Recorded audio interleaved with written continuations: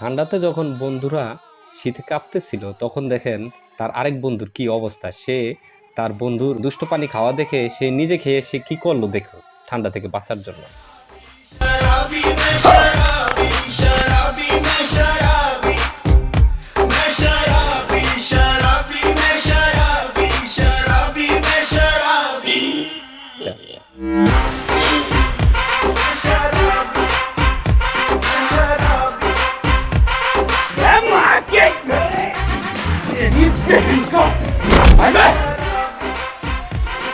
গেঞ্জি খুললো,